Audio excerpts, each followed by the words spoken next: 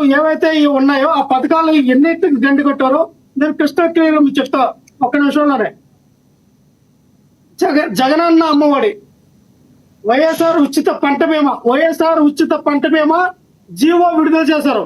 మేము రైతులకి ఉచిత పంట బీమా ఇవ్వమని నిన్ననే 2 రోజుల క్రితం జీవో గవర్నమెంట్ విడుదల చేసిందండి. ఎంత దుర్మార్గం అర్థం చేసుకోండి.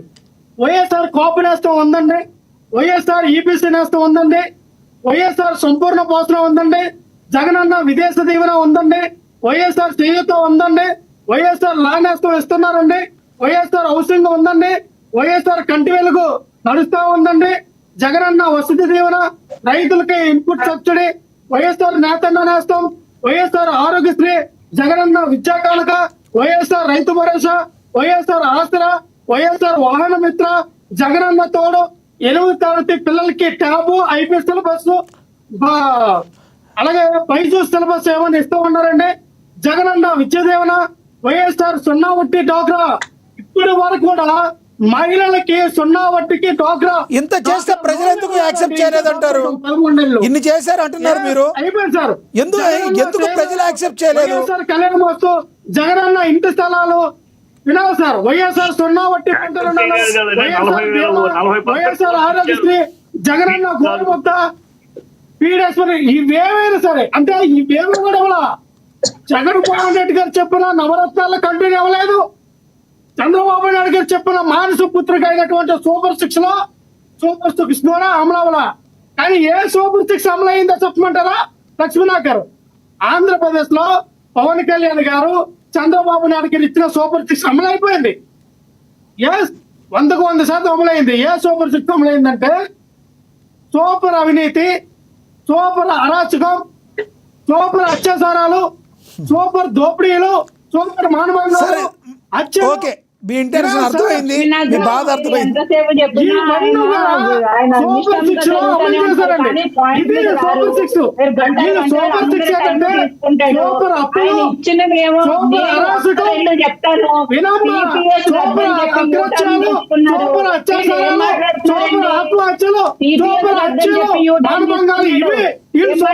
అమలు చేస్తారు.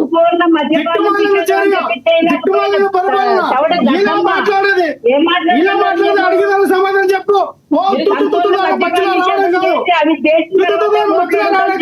సమాధానం చెప్పమ్మా.